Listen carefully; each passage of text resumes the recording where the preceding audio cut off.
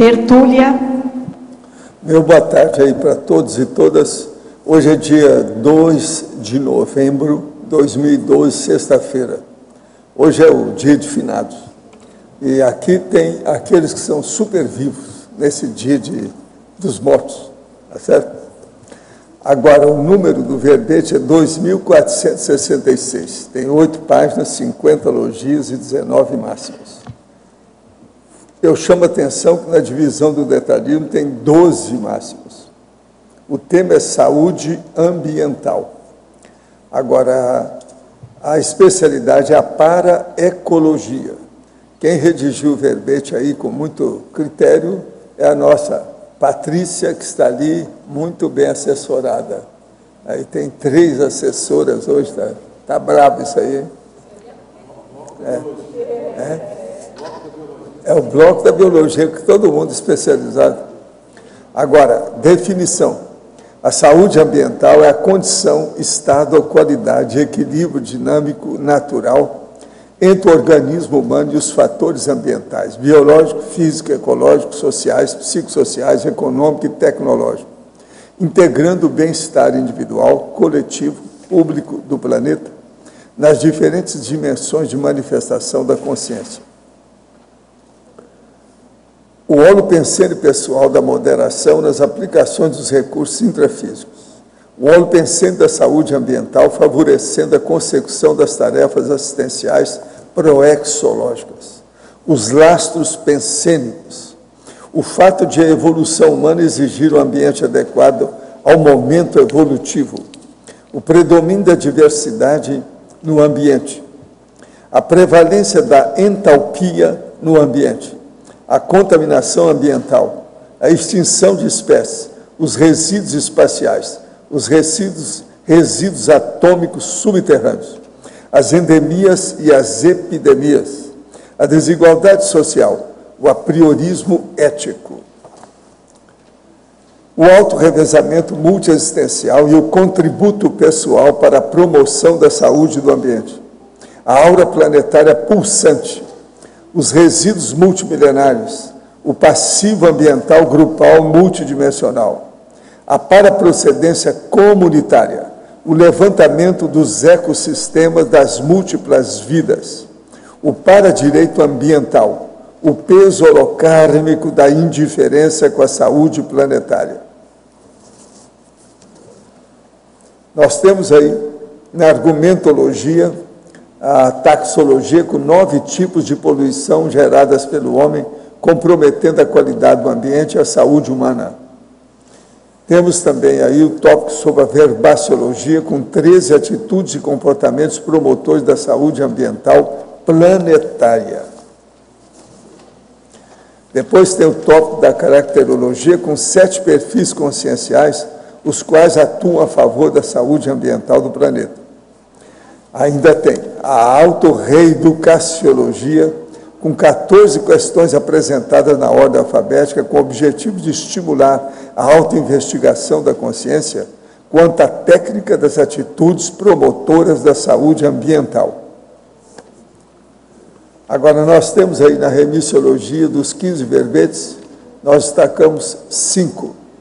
Autoeducabilidade, carga da convivialidade, convivência humana, esbanjamento consciencial e senso universalista. Agora, frase enfática: a saúde ambiental é da responsabilidade de todos nesse planeta Terra, devendo ser o foco primordial de quem almeja melhorar o próprio desempenho na interação ressoma-intermissão. Você já incorpora atitudes diárias em prol da saúde ambiental no Código Pessoal da Cosmoética? Você está contribuindo com práticas saudáveis para o acolhimento ambiental dos intermissivistas? Já mensurou o valor do input ambiental para a PROEX? A filmografia tem uma fonte bibliográfica. A bibliografia tem 6 fontes bibliográficas. Agora, a mega-análise aí com João Paulo são 20 itens. Equilíbrio, homeostase, profilaxia, reciclagem, racionalidade. Sustentabilidade, autoeducabilidade, biodiversidade, bioética, biofilia, biorremediação, reurbanização, coexistência, interdependência e ecossistema. Geossistema, geopolítica, cosmoeticologia, paraecologia e biologia. O verbete do dicionário hoje é auto-mega para sinaléticologia. Eu chamo a atenção para a premissa e o argumento, que nós temos aí umas listagens para estudar. O argumento é auto para perceptivológico.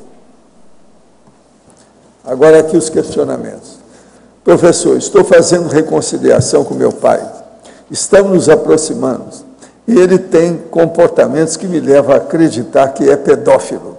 Na página do Facebook, curte páginas com meninas nuas. No celular tem fotos de criança com conotações vulgares. Conversei com ele a respeito, falei que isso é pedofilia. Ele disse que não tem nada demais, que são apenas meninas sensuais. Fico numa situação difícil, não sei o que fazer a respeito. Penso em encaminhá-lo para um tratamento psiquiátrico ou avisar a polícia.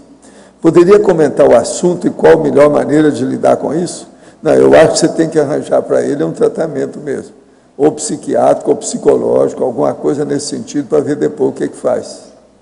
Agora, o mais, isso de chamar a polícia não é o caso, que é preciso ver se ele tem contato com criança. Se de ver, por exemplo, se ele visita muito playground público, assim na praça, etc. Tal. Os pedófilos têm mania de ficar perto dos playgrounds. Isso aí é muito importante ver, para você ter uma noção mais aprofundada das reações dele. Professor, trabalho uma vez por semana na Federação Espírita do Distrito Federal, no grupo mediúnico. Gostaria de saber se para trabalhar com a TENEF será preciso afastar-me do grupo mediúnico. Não, o problema seu é você com o seu amparador, eu não dou palpite nisso. Entende? Aí é você com o seu amparador, você vê o que você faz. A única coisa que a gente vê é o seguinte, o cara que segue em 2 barcos, geralmente os 2 barcos afundam e ele no meio. Olha só isso, uma perna em cada barco, geralmente o cara não aguenta muito. Vai criar problema. Na TENEP é inevitável, ainda mais lá por causa de guia cego, eles não gostam de competição. Professor, fazendo o circuito corono-fronto chakra e vice-versa, chakras afins e relacionados aos processos mentais, podemos desenvolver ambos e a mental somaticidade. Poderíamos realizar o circuito laringo-sexo-chakral e vice-versa para melhorarmos a força presencial, os interrelacionamentos e a comunicabilidade? Existiria essa manobra? Seria útil? Olha, tudo é possível. Agora, cuidado com isso, porque às vezes vai mexer nos seus processos sexo-chakrais, aí você vai virar um intrusor na vida dos outros. Cuidado com o processo sexo-chakra quando a gente faz isso com os outros. Tudo começa, às vezes, aqui, no processo do mental soma, mas depois pode mexer nos Países Baixos. Vai devagar com a dor. Professor, um clarividente pode ver com CX ou energias através de uma televisão? A câmera capta esses elementos? Existe, por exemplo, a Rinaldi, a Sônia Rinaldi está estudando muito essas coisas. São aquele processo das máquinas para ver as consciências. Olha lá, entra em contato aí, vê as coisas na internet que você vai ver. Sônia Rinaldi. Procura lá as coisas, que tem muita coisa. Tem até livro que ela publicou agora recente sobre esse assunto. Tenho 42 anos, sou casada e tenho 2 filhos. Como não posso tomar anticoncepcionais, estou pensando em fazer a laqueadura das trompas, já que meu duplista morre de medo de fazer a vasectomia. Gostaria de saber, do ponto de vista da conscienciologia, se existe algum aspecto negativo para o corpo somático e psicossomático ocasionado por essa intervenção, bem como se isso poderia gerar alguma repercussão no corpo físico da minha próxima ressoma. Não, o problema todo é o seguinte, na sua idade já não tem tanto problema. Se você tivesse 22 anos, tudo bem, mas você tem 42 anos, não é tanto. Mas agora, para fazer isso, é bom você escutar um especialista que deve fazer todos os exames complementares e um check-up geral em você. Tem que virar você do avesso para ver se vale a pena ou não. Agora, é melhor fazer a salpingectomia, que é essa laqueadura, do que fazer o processo lá do seu marido. Senão vai criar problema para ele. Vasectomia é pior. Olha bem isso. Agora, o seu seria pior se você fosse mais nova. Mas nessa idade já não é tanto. Mas, ó, não vai nada que eu estou falando, não. Só faça o seguinte, vai consultar especialistas sobre isso. Uma mulher ou um homem que seja especialista na área. Professor, estou pensando aqui, quando um médico, por exemplo, faz uma cirurgia de graça a alguém que não tem condições financeiras, ou quando alguém paga uma cirurgia ou uma prótese, tipo perna mecânica, um braço biônico, alguém que não tem condições de pagar, ou quando uma pessoa doa uma casa, que tipo de assistência está praticando? Isso não é TACOM e nem TARES. Pensei no nome de tarefa da reestruturação, ou a TACção, um novo neologismo que acabei de pensar em uma tarefa que merece novo estudo e pesquisa. Poderia comentar? Não. Isso tudo aí pode ser tanto TACOM como TARES. Não tem nada disso. Isso aí já existe há muito tempo. Agora, o problema é ver o que cria na pessoa. Por exemplo, às vezes, uma perna mecânica faz a pessoa começar a estudar o processo de mental soma, aquilo é mais tarístico do que dá para ela uma biblioteca. Então, isso tudo depende do que a pessoa está fazendo. Por isso que esse negócio de TACOM e TARES vive junto. Entende? Caminham junto, direito. Precisa de olhar com calma. Não adianta estar querendo arranjar neologismo nisso, que não cola muito, não. O processo é TARES e TACOM. E o que interessa mesmo é TARES, é a taristicologia. Agora, a verbetógrafa, fatologia, página 12, segunda linha. Poderia nos detalhar mais sobre a pegada ecológica? Como mensurar a nossa pegada atual? Bem, queria dar boa tarde a todos e primeiro agradecer a equipe toda do Verbetografia, que foi fundamental para que a gente chegasse aqui hoje, e principalmente a Dulce e a Rosa, que foram aí parceiras fantásticas nesse processo. Bem, a pegada ecológica, ela é um conceito recente, né, do final do século, e tem um site que vocês podem acessar, que é o www.pegadaecológica.org.br. E nesse site existe uma fórmula que apresenta quais seriam variáveis a serem analisadas por cada um de nós, no sentido de avaliar o impacto ambiental das nossas atividades, da nossa manifestação. Então, envolve desde você recicla os resíduos, você faz a coleta seletiva, você participa de carona solidária, quantos litros de água você consome por dia, em média, que tipo de lixo, de resíduo você gera. Então, tem uma série de variáveis que são ponderadas. Você usa transporte público e, no final desse questionário que a gente responde, aí apresenta-se um final assim: quantos planetas você utiliza? Né? Então, a média do brasileiro está em torno de 3,5 planetas. As pessoas, quando já têm uma boa gestão assim, diária da sua atitude em termos de saúde ambiental, elas conseguem chegar a 2,3. O americano está em torno de 4,5 planetas. Então, é interessante porque desperta a gente para pensar nessa rotina diária aí em relação à saúde do ambiente. Agora, na parafatologia, página 12, terceira linha. Como avaliar o passivo ambiental, grupal, multidimensional e realizar o levantamento dos ecossistemas das múltiplas vidas? Isso. O passivo ambiental é aquilo que a gente deixa de poluição no planeta e que já passou por outras vidas, deixando neste planeta, né? Então, eu me despertei para essa condição um dia que eu pensei e falei assim: nossa, eu estou no meio de um aterro sanitário, será que eu não estou encontrando lixo que eu já gerei de outra vida? Então, essa análise em relação ao que a gente já gerou de poluição, de resíduo, de atitudes, né, que são promotoras de desorganização no ambiente, faz com que a gente possa avaliar aí esse passivo nosso individual e grupal. Em relação aos ecossistemas das outras vidas, o nível de input que a gente teve nas outras vidas. Será que a gente recebeu um ambiente agradável, organizado, harmonizado? em termos de sistemas ecológicos mesmos, biológicos ou não?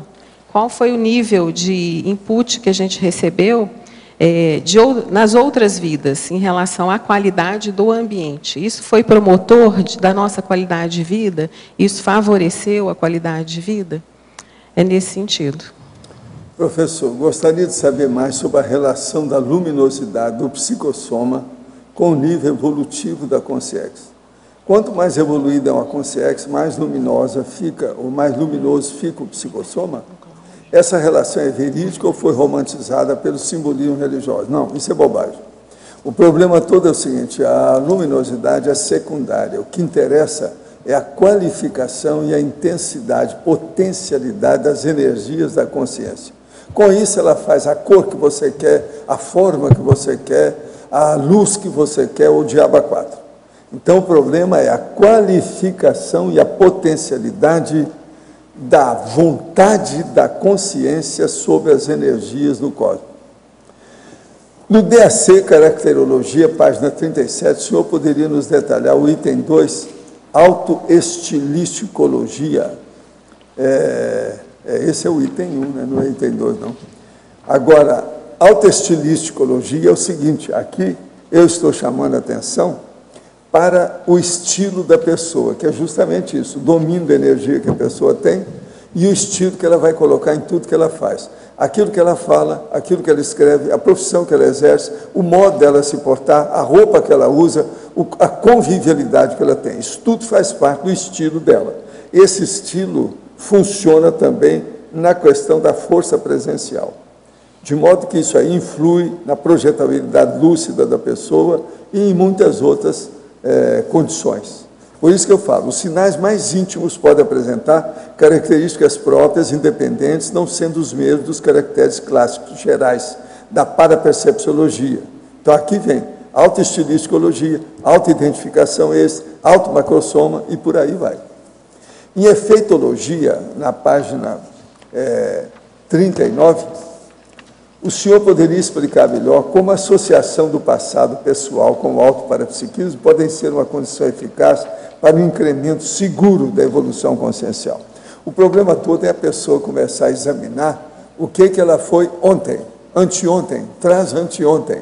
Quer dizer, o que ela foi agora no passado recente e no passado remoto. Se ela começa a ter autorretrocognição da condição, ela estabelece, então, uma panorâmica, uma cosmovisão da sua realidade, às vezes até com timeline, a cronologia perfeita daquilo. Essas coisas começam através de flashes. Depois aquilo, vamos dizer, constitui um episódio. A reunião de vários episódios vai dar história. Com o passar da história, a pessoa consegue fazer o levantamento do problema dela todo. E isso dá uma responsabilidade, incrementa o processo da evolução consciencial através desse problema da percussiência maior, com todos os efeitos e consequências de uma condição dessa na vida comum. Agora aqui, a verbetógrafa. Assisti ao programa Globo Ecologia e o tema era economia verde. Poderia, por favor, relatar algo sobre isso? A economia verde foi desenvolvida no final do século passado e ela se estende hoje nos diversos setores da economia, né? Começou com a parte da produção dos orgânicos, sem o uso de agrotóxicos, a geração de produtos que utilizem menos água, menos energia, ou seja, que utilizem menos recursos naturais. Os selos verdes, eles se expandiram, então a gente tem a certificação ambiental hoje pela norma internacional ISO 14001, a gente tem a certificação através da responsabilidade social da SA 8000, que também é uma norma internacional, e de fato, hoje é um pensar, né? O pensar da geração de crescimento econômico, mas sob o ponto de vista do equilíbrio ecológico e ambiental. No fórum, na Rio Mais 20 agora, o que a gente percebeu é que a maioria dos... Qual foi o grande destaque e a diferença em relação à Eco 92? Foi a participação das empresas, que vieram de forma mais contundente a discutir os seus processos produtivos e discutindo qual que é o nível de impacto e de redução do impacto dos processos produtivos na indústria de forma geral. Quanto tempo é necessário para um teleguiado pré-evoluciólogo virar um evoluciólogo? Olha, isso não demora muito não, porque ele já tem muito jogo de cintura, já sabe movimentar o processo de evolução. É tanto que você vê que a diferença entre um e outro é pouco, de percentual para chegar no serenismo, na serenologia. De modo que o processo aí não demora muito não. As coisas que demoram mesmo é esse nível que nós estamos aqui de pré-serenão. Esse aqui, às vezes, demora mais. Agora, gente, eu queria falar para vocês sobre isso aqui, que é o problema do Colégio Invisível da Dessomatologia, o CID, que, por incrível que pareça, começa hoje, às 3 horas da tarde, depois que acabar aqui. Pois é, agora, ó, tem a palestra pública hoje, no auditório do CAEC. Agora, logo em seguida, às 18 horas, tem um cine-debate gratuito, no auditório do CAEC. O que é que será que vão apresentar? Vai ter filme lá? Que filme que é? Alguém pode falar o que é para a gente falar para a turma? Tá, boa tarde a todos. Então, nós temos uma palestra das 15 às 17, tem um coffee break, e das 18 às 20h30 um filme, é aquele filme Além da Vida, Hereafter. Tem que explicar qual é o filme, da direção do Clint Eastwood, com Matt Damon. Porque tem outros filmes que tem... com pesquisa de opinião, né? Isso. O stand está montado aqui na frente do restaurante, né? Mas nós teremos também a pesquisa de opinião lá no local. Então, convidamos a todos para participar. E o stand estará montado até o domingo. E olha aqui, ó. Repense a morte. Você vai sair vivo dela. Compreendendo a dessoma, desmistificando a morte. Quer dizer, vocês vão desativar o corpo, mas a sua consciência você não consegue desativar. Essa ficou a nossa frase. Você vai ter que seguir com ela. É bom a gente estudar isso aí. Então, ó, às 3 horas, saindo daqui é meia hora depois, tá? Eles contam com a presença de vocês, tá certo? Professor Valdo, falando de dessomatologia, acho que a gente pode já fazer uma conexão com o tema, né? Pode. A morte biológica é produtora de poluição, né? Hoje é dia dos mortos, quer dizer. Então, hoje já existem técnicas e, recentemente, tem um pesquisador americano que desenvolveu um líquido em que a gente mergulha o corpo biológico, né? E esse líquido faz toda a degradação e da decomposição da matéria orgânica. E o mais interessante é que a técnica toda é reciclada, a água é reutilizada e o consumo de energia no processo é muito pequeno. Só que isso custa $15 mil cada destinação adequada do corpo biológico, né? Então, é mais para frente que a gente vai evitar o chorume aí nas... Viva a cremação! Olha, pode falar. Patrícia, queria que você comentasse, assim, para a gente que não, eu, por exemplo, não estou acompanhando tão de perto a parte do Código Ambiental agora. O que você achou? Teve algum avanço? Teve muita coisa que retrocedeu? O que você achou de pontos, assim, de positivos e negativos e num balanço geral, assim, do que está sendo tratado, que ainda está em trâmite, né? Olha, a visão de forma geral, né, da gente que trabalha e que já militou no movimento ambientalista é que foi um retrocesso de mais de 80 anos, né? Porque o nosso Código Florestal, o primeiro, data de 1945, depois a gente teve uma outra versão em 1965, que perdurou até agora, e todas as grandes conquistas, né, que foram alcançadas na década de 60, no momento em que o país avançava para um desenvolvimento industrial mais efetivo, na década de 70, elas foram, não digo totalmente perdidas, mas foi aí um retrocesso, né? A presidente Dilma, ela conseguiu vetar alguns pontos do código que a gente considerava como sendo bem assim críticos, não é? O que de fato acontece nesse processo é que a gente tem uma bancada ruralista no Congresso muito forte e, de fato, a gente ainda, o movimento ambientalista, não consegue colocar ainda políticos muito fortes dentro do Congresso, né? Tem essa... E o código, a discussão do código só reflete um paradoxo maior, que é que aí o leigo fica muito envolvido nisso, que é o fato da bancada ruralista falar que para a gente produzir mais alimentos, já que a população cresce, a gente precisa de mais área. Isso é uma falácia lógica, isso não existe hoje, né? A gente tem tecnologia, a gente hoje produz muito mais alimento numa mesma área do que há tempos atrás. E eu acho que essa discussão do código ainda vai perdurar um pouco, né? A gente tem aqui a Érica e o próprio Roberto, os professores, eles têm até mais bagagem para falar disso que eu, mas, de fato, a gente percebe que foi um retrocesso político, inclusive, do movimento socioambiental brasileiro, né?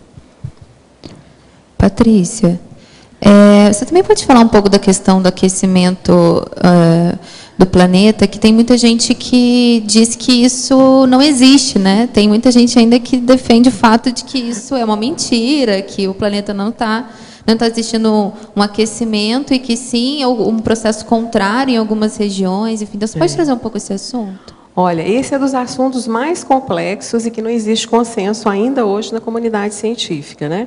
Para vocês terem ideia, há uns 2 anos atrás, a gente estava num evento na Universidade de Viçosa e palestrantes de renome brasileiros apresentaram pesquisas estatísticas a favor e contra, né? Então, de fato, a gente não tem consenso em relação a isso. Mas, se a gente for avaliar, e aí que eu estou dando a minha opinião pessoal, né? Se a gente for avaliar todo o histórico de eventos e pegando séculos e séculos atrás, essas transformações ambientais, elas fazem do processo da dinâmica do planeta. Só que a intervenção humana vem acelerando o que seria natural. Por exemplo, a extinção de espécies. A gente tem uma taxa média de extinção de espécie que era dentro do processo natural. Hoje a gente deve estar promovendo extinção de espécies que a gente nem conhece do ponto de vista científico ainda. Então, essas transformações, o evento que aconteceu agora em Nova York, tsunami, dentre outros, o que cientificamente a gente pode afirmar é que essas ocorrências estão aumentando, não é? Então, se as ocorrências estão aumentando, quer dizer que existe algum indicativo de mudança ambiental que está promovendo o maior aumento dessas ocorrências. E, de fato, o que parece mais lógico é que é o aquecimento global mesmo, né? É um somatório, né? A gente não pode focar só no único fenômeno, né? Mas existe uma dinâmica que está promovendo aí essa aceleração de eventos transformadores do planeta como um todo. Te expliquei. Patrícia, você fala em vários momentos do verbete sobre a questão do consumismo, né? Síndrome do consumismo, preciclar. Você poderia falar na ciclologia, página 13, último ciclo, o ciclo de reeducação dos modelos de consumo. Tá ótimo. Olha só, quando a questão ambiental ela se tornou mais premente, né, na década de 80, surgiu a questão dos 3 R's, né? Reciclar, reutilizar e reduzir. Só que nós focamos toda a nossa estratégia no reciclar e no reutilizar. E a gente esquece de reduzir o nível de consumo. Aí os alemães, de forma muito inteligente, lá para 90, mais ou menos, década de 90, eles lançaram o conceito do preciclar, que é a gente pensar antes de comprar. Então, será que eu efetivamente preciso disso que eu vou comprar? Isso é útil? Isso é necessário? Que tem a ver com a condição da redução do consumo, né? E, de fato, o que a gente vê hoje no dia a dia, se nós não nos reeducarmos sob o ponto de vista do padrão de consumo, a gente não consegue alterar o estado de coisas, né? A gente não tem área física para ficar implantando aterro sanitário ad eterno, não é? Então, existe uma limitação planetária para esse nível de geração de consumo que a gente tem. Então, de fato, hoje, reduzir e pensar se esse bem, esse material é necessário, faz parte desse ciclo aí, Kátia, da gente se reeducar nos nossos modelos de consumo, né? Então, eu vou compartilhar um hábito que eu tenho.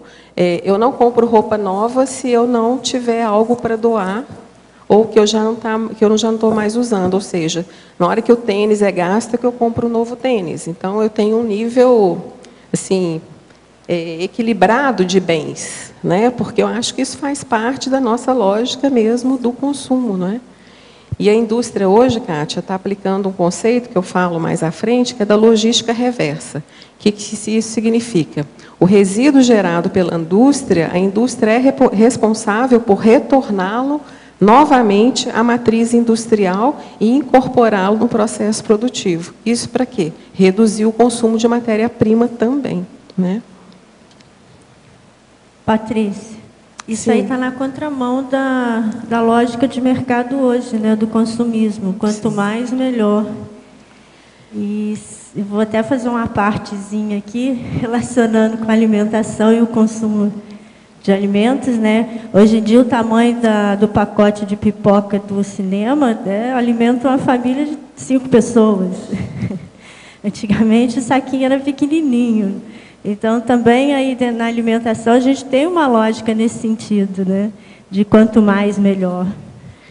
E aí, Rose, isso que você fala é importante, que por mais que a gente esteja vivendo num mundo capitalista, a gente não precisa ceder aos inputs capitalistas, né? Existem outros padrões de pensamento em relação ao consumo, e isso faz parte aí da nossa reeducação diária, né? Dos hábitos diários.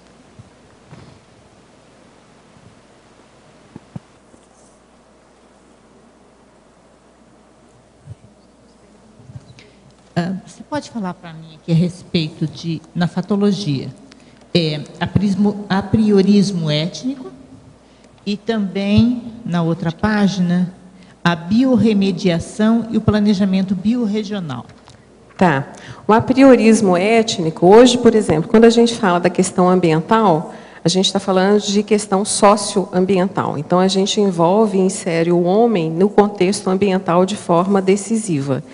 E aí o apriorismo étnico são os nossos preconceitos raciais, os nossos preconceitos em relação ao modus operandi de alguma cultura, porque isso reflete também nas nossas interações conscienciais, né? Se eu tenho algum apriorismo étnico, eu não consigo interagir de forma direta e nem promover assistência com um grupo ou mesmo com outra consciência de outra raça ou de outra etnia, né? Em relação a... Qual que foi a pergunta? Desculpa. Foi planejamento biorregional, né? Isso, e biorremediação. Tá. O planejamento biorregional é uma lógica de planejamento que a variável biológica e ecológica, ela é um parâmetro direcionador da ocupação do território.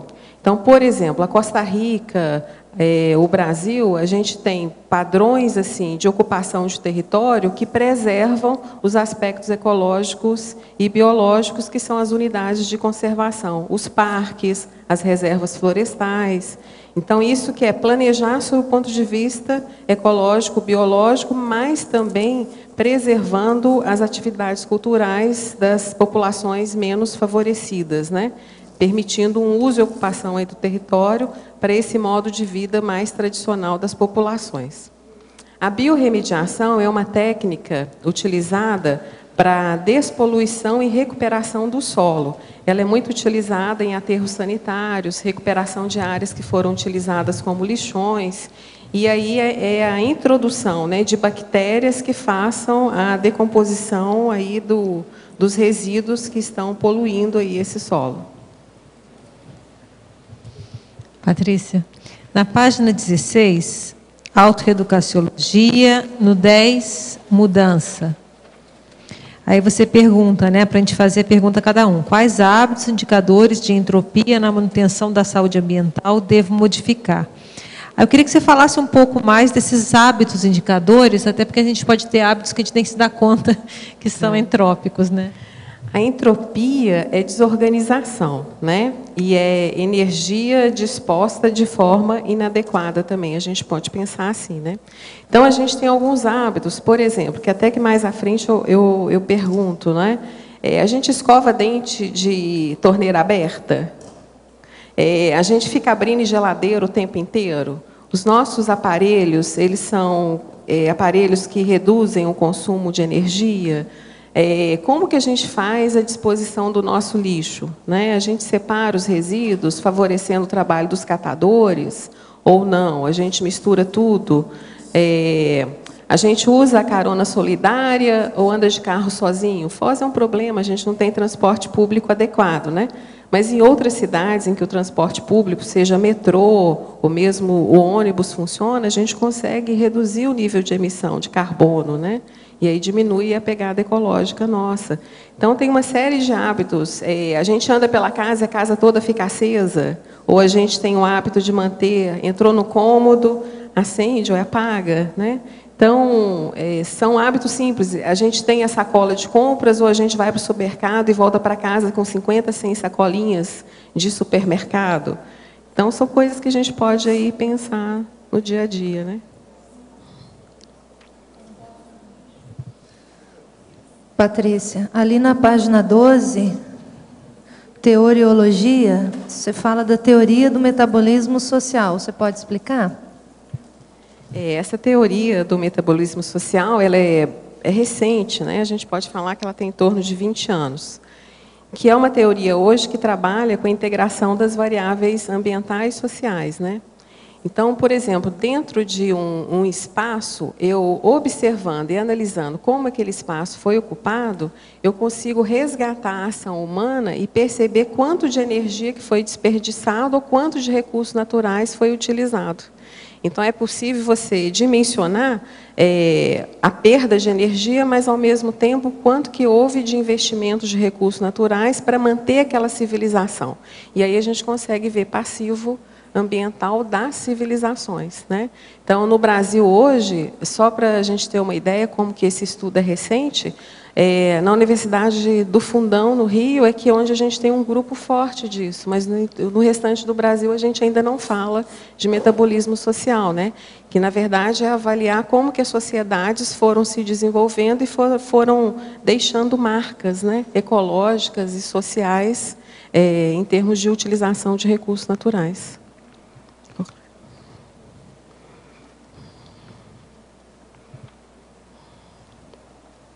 Patrícia, aqui na estrangeirismologia, na terceira linha de baixo para cima, o upcycling doméstico. O upcycling é um conceito muito recente, que ele foi gerado por um alemão na indústria. Então, quando toda a lógica ecológica fala da gente reduzir, reutilizar e reciclar, esse alemão, ele implantou o conceito de upcycling. Então, eu vou pegar o resíduo que saiu do processo produtivo e, ao invés de descartar isso, reutilizar, eu vou agregar outra matéria-prima e vou gerar um novo produto. Então, sabe aqueles comportamentos simples que a gente tem lá? Ficou o resto de carne, a gente vai lá, mistura um ovo e faz um outro produto, ao invés de desperdiçar o alimento. Aí eu estou brincando com o conceito um pouco, né? Eu estou falando do upcycling doméstico, né? Mas, de fato, ele é um conceito da indústria, que é você pegar o resíduo daquele processo produtivo, ou os resíduos, agregar um nível de matéria-prima e gerar um novo produto com valor agregado de mercado, não é? Esse é um conceito que a gente pode ver sob o ponto de vista positivo, desde que a gente não esteja consumindo mais recurso natural em excesso, água e energia no processo produtivo. Patrícia. Ali na página 11, na fatologia, na segunda linha, aí você fala prevalência da entalpia no ambiente. Você pode explicar e colocar a diferença da entalpia para a entropia? Tá. Qual que é a relação? Assim, entalpia e entropia são conceitos da termodinâmica, né, das leis da termodinâmica. Então, a entalpia, o que é a entalpia do sistema? É a energia armazenada no sistema capaz de gerar trabalho. E a entropia é a variável que dimensiona a desorganização dos sistemas. Então, se eu tenho um ambiente, né, em que prevalece a entalpia, eu tenho um sistema organizado, com saúde. E essa energia que está disponível para o trabalho, a correlação que a gente pode fazer é energia disponível para assistência. Se eu tenho um ambiente harmonizado, limpo, adequado, eu posso otimizar o meu processo de assistência, porque tem ali uma energia armazenada capaz de gerar assistência e capaz de gerar trabalho. Patrícia, em parafatologia, na 5ª linha de baixo para cima, você fala da saúde ambiental propiciando a exteriorização da ectoplasmia nas tarefas assistenciais pessoais. Aprofunda um pouco, por favor. Sim, tem a ver com esse conceito da entalpia, né? A preocupação nossa com a organização do ambiente, com a saúde do nosso espaço de assistência, seja na TENEPS ou em outros espaços que a gente possa se manifestar, é importante, porque esse nível de organização holossomática e a organização do espaço, do território que a gente está se manifestando, possibilita maior soltura holochacral, né, do energossoma, e aí a nossa capacidade de assistência melhora. Eu vou fazer uma analogia simples. Imagina você no meio do lixão, tentando fazer mobilização de energias e fazer assistência. Tem todo um padrão de entropia que a tendência é limitar e cercear a nossa capacidade de mobilização, de exteriorização de energia e, por decorrência, a nossa capacidade de assistência. E isso nós podemos fazer de uma forma prática, iniciando no momento em que eu vou descartar que eu considero lixo em minha casa. No momento em que eu tiro o recipiente da carne e eu aproveito passar uma água, tendo uma vasilha dentro da pia, onde eu vou lavando os descartáveis e eu coloco de uma forma mais higiênica para o reciclador, eu estou fazendo assistência. Porque há poucos dias eu fui ali no nosso condomínio, existem os containers de separação do lixo. E eu preciso de garrafas PET e cupons de leite. Aí eu percebi que dentro do container do reciclável estavam restos de frango, restos de comida, misturados. Então eu me coloquei no lugar daquele senhor que busca esse lixo e vive disso. Eu considero que essa é uma forma indiscriminada de eu, aliás, uma forma de eu discriminar a pessoa. Essa pessoa, ela é uma consciência que também necessita de assistência. E trabalhando com os recicladores em Torres, eu percebi o quanto é sofrido, porque eu acompanhei eles no lixão.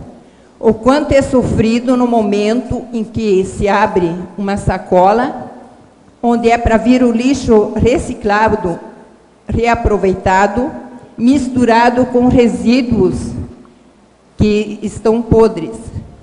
Então, eu gostaria, que eu acho que nós aqui da Conscienciologia, nós temos todas as condições de começar a levar a sério a reciclagem de forma muito consciente, muito correta e muito assistencial.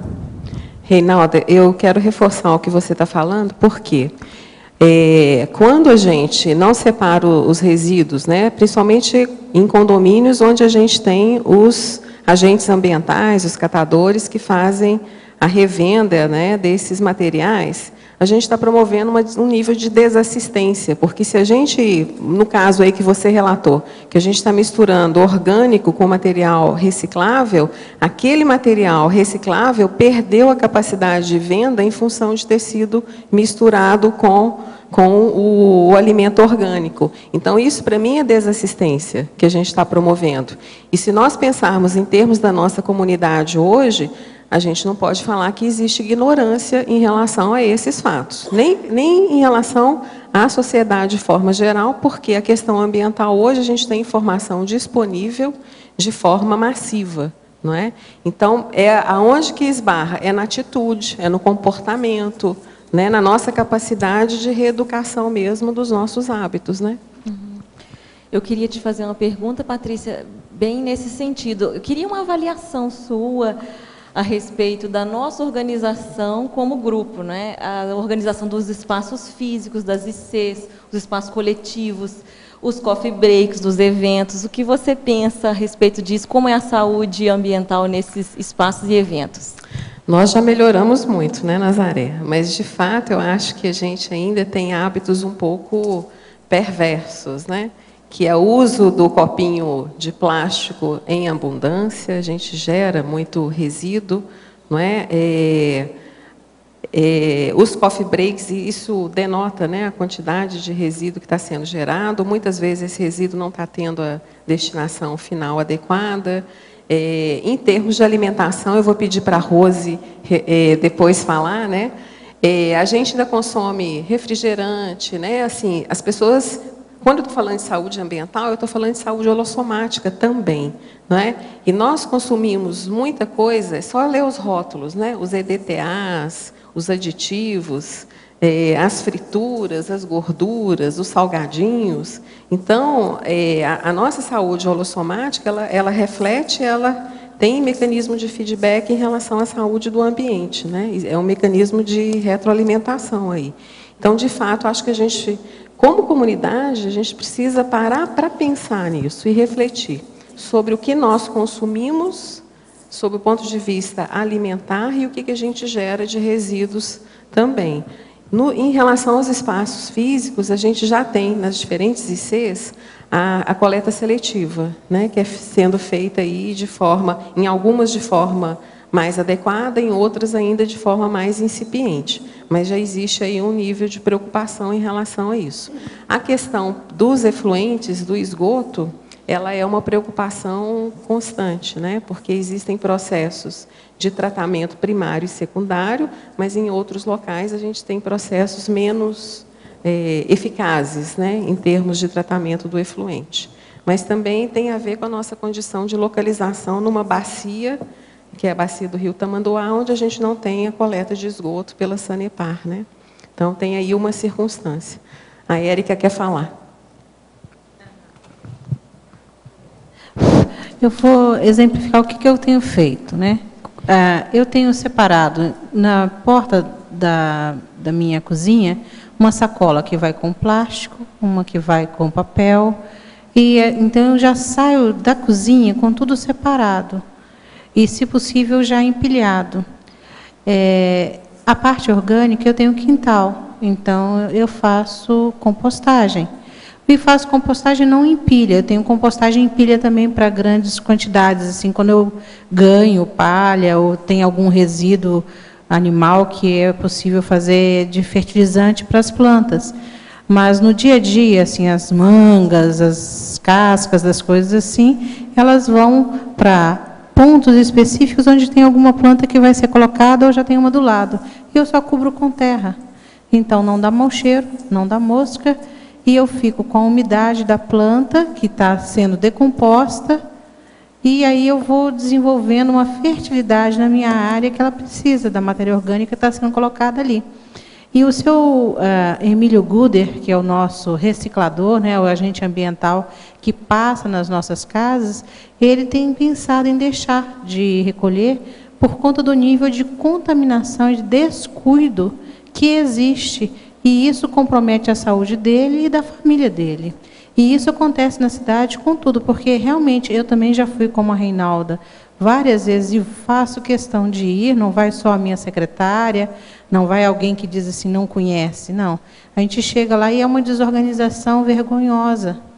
E há mistura real e uma falta de tratamento das embalagens, como ela comentou que ela usa uma água e ela reaproveita, ou seja, ela não pega e abre a torneira e vai lavar e tal. Não, é uma coisa que ela incorporou num sistema, num modo de tratamento em que é possível ser justo e equilibrado. né? Sem excessos, não é nada fora do normal. Né? A questão de você aprender a escovar dente com a torneira fechada, né? Tomar banhos mais curtos. É o básico. Professor Valdo, Sim. eu queria, aqui no B, sobre o dicionário, o verbete dicionário, aqui na identificaciologia, o senhor fala que o mega-sinal paraperceptivo, ele é transcendente, indiscutível, autopersuasivo e personalíssimo. Isso eu queria fazer uma pergunta. A questão do sinal, da sinalética, ela tem uma ligação com o soma atual da pessoa, ou se a pessoa numa outra vida assume um outro soma? O que nós falamos tem que ter relação com o soma atual para ajudar a pessoa, porque é a parte mais objetiva do assunto. Por exemplo, o meu mega sinal perceptivo, eu recebo um processo interno dentro da minha cabeça que eu acho que é na área do esfenoide, é a base do crânio. Agora, vem na base do crânio para os lobos pré-frontais. Isso é que é o meu para-sinal. Outra coisa, é muito importante a gente pensar nisso. Esse mega-sinal, ele tem nuances. Então, por exemplo, com esse meu mega-sinal, eu sei se tem uma consciência lúcida, uma consciência mal intencionada, e uma opção de coisa eu sei pela característica da vibração do sinal. Então, mas são vários megasinais ou é um só? Não, é um só, mas ele é super complexo. Por isso que ele é mega. Tá. Agora, o senhor assumindo um outro corpo, numa outra vida, esse sinal ele muda. Possivelmente ele vai seguir com isso, porque eu já me habituei com o processo e levo para lá. Então ele deve ter uma relação muito séria com o paracérebro. Paracérebro é o mesmo, então é aquilo segue. Certo. Então, naquela localização do soma, vai se repetir. Agora, é preciso saber, né, o nível que a pessoa tem. Geralmente, se nós estamos falando em mega sinal, é porque a pessoa já tem um pouco mais de lucidez. Tendo essa lucidez, a característica de levar para outra vida é quase que inexorável, é inafastável, é irrecusável, isso vai acontecer. Então, deixa eu entender bem. Então, esse mega sinal, o senhor consegue, com o mesmo sinal, detectar se é positivo, se é negativo? Eu sei, uma opção de coisa. É aquilo que a gente chama de espectro. O espectro desse mega sinal é uma coisa para a gente estudar mais. Isso não é pouco. Eu tenho falado só superficialmente sobre isso. Então, por exemplo, ele é poliédrico, ele seria um mosaico, é uma coxa de retalho, é complexo. Entendeu como é que é? Porque normalmente nós temos... Agora, o que eu vejo que é a coisa mais séria, muito boa, é o seguinte: eu vejo aquilo vem, é instantâneo, e eu sei se é uma consciência doente ou não. Só isso é uma mão na roda para mim. Não, porque às vezes eu tenho sinais que realmente são de doentes e são de amparadores. Agora, esses são bem característicos. Outra coisa, você tem que viver com ele, conviver com ele, funcionar com ele, vivenciar o sinal durante anos, para você ter certeza absoluta por você. É aquele negócio do auto-absolutismo. Você chega, eu, por exemplo, não adianta o que o povo pode pensar, o que você vai falar, a hipótese que você arranjar. Eu estou vivendo assim há muito tempo e sei como é que é, e tem me ajudado demais. Todo mundo tem, às vezes, alguma nuance, algum lampejo, alguma coisa que está começando o mega sinal. O negócio tem que estudar para ver, né? Essas coisas tem que fazer registro, observar, ver como é que é. Quando a pessoa está estudando mega sinal, eu recomendo que ela vá a ambientes diferentes, que ela nunca foi, para ver o óleo pensê na hora que ela entra e fica lá, o que acontece. Mas tem que ir em lugares diferentes. Um dos lugares melhores que tem é a delegacia de polícia. Agora, é lógico, é bom a pessoa ir com o advogado, né? Por via das dúvidas, na polícia nunca se sabe. Quem quer que você venha falar aqui? Sua consciência está pesada. Vamos te prender para você falar o que é. Eu vim fazer um teste aqui do óleo pensene, né, professor? Verdade. Tem que examinar. Mas agora aqui isso é importante, é a mudança de óleo pensene, de atmosfera. Aquilo então faz mudanças no processo da sensibilidade paraperceptiva da pessoa. Então a sinalética, ela se instala com mais clareza. E aqui o senhor faz uma lista de 12, seriam nesse perfil aqui, na página 38, nesses perfis aqui da taxologia? Isso aqui é para a pessoa pensar, né, o que ela pode estudar nesse sentido, não é isso? Mega sinal é uma coisa muito séria. Agora, vocês já estão começando aí, a turma aí da mini tertúlia de manhã, já precisa de começar a estudar isso aí, né? Agora, você sabe, esses processos aqui que eu estou falando, alguma coisa disso aqui, tem nas listagens que a pessoa sente aí quando vai fazer as dinâmicas parapsíquicas. Mas aqui tem uns que são bem específicos. Por exemplo, vibrações timpânicas. Junto do mega sinal, talvez, vibrações timpânicas seja das coisas mais sérias e que ocorre mais. Que é você ouvir alguma coisa como se estivesse dentro da sua cabeça, no ouvido, na orelha, em algum lugar, que são as vibrações timpânicas. Isso aí é importantíssimo. Agora, é lógico que se uma pessoa desenvolver a auto-mega euforização, vai predispor a entender melhor e vivenciar melhor os processos dos sinais e da sinalética. Isso também tem a ver com aquilo que o senhor falou na Mini hoje, a questão dos amparadores está investindo... Uma outra coisa, uma pessoa que estudar na área da saúde, principalmente que estudar a parte da neurociência, neurologia, essa coisa toda, ela vai ter mais cabedal de julgamento. O que acontece, às vezes, é que a pessoa começa a estudar neurologia e aquilo trava o conhecimento dela do ponto de vista extrafísico. Aí vai tudo por água abaixo. Mas se uma pessoa vai e ela consegue superar o processo, ultrapassar a ciência convencional, ela vai longe com isso. Eu tenho encontrado gente que mudou tudo em 6 meses, mudou toda a vida dele, com a situação toda, para melhor. E a pessoa se sente com muito mais autossegurança, autoconfiança, melhora tudo. Porque ela entra no detalhismo, né, do funcionamento. Não, ela picota a si mesma, entendeu? Ela faz a anatomização de si própria. Isso aí é o máximo, é o que a pessoa precisa. Agora, a sinalética permite isso. Agora, tem que estudar isso aqui. Por exemplo, uma pessoa que estuda os processos do problema da neurociência, ela vai ver, ela vai entender muito bem o que é mioclonia. Está aqui, ó. Tem que estudar. O que é parestesia?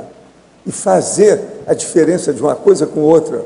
Começar a fazer, você está entendendo? Cotejos. Isso aí melhora. Ela vai ver o que está acontecendo dentro dela. Porque muita da parestesia, essa coisa toda, está acontecendo com a pessoa, mas quase sempre lá fora. Agora, ela começa a fazer as pesquisas e fazer o cotejo, e ver os contrastes que tem. Aquilo esclarece a pessoa numa semana. E o que seriam essas elongações que o senhor coloca? Elongações é a hora que a pessoa, por exemplo, ela vê alguma coisa lá na frente, então ela estende o braço e ela sente que o braço dela se elongou até lá, o parabraço. E ela mexe lá no que tem. Depois ela puxa o braço. Isso é que é elongação. Essas coisas existem. Agora, a elongação mais séria que tem diz respeito ao processo do fronto chakra, que parece uma tromba que sai daqui e vai lá assim e mexe, lá no objetivo, na meta, no objeto lá à distância. Isso é impressionante. Agora, com o passar do tempo, isso fica tudo óbvio, concreto, claro. E outra coisa, não adianta a pessoa insistir que aquilo é autossugestão nem nada, que os fatos vão comprovando para ela e os parafatos também.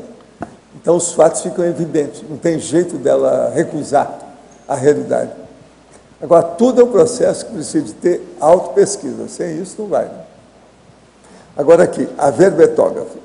A FAO liberou há alguns anos um estudo mostrando a pegada ecológica da alimentação.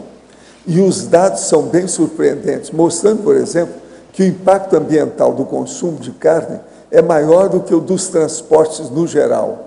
E na literatura ambiental, podemos encontrar não somente o impacto da carne, mas também do modelo de agronegócio vigente no Brasil, sem contar o consumo alimentar no geral como vício fomentado por uma mega indústria.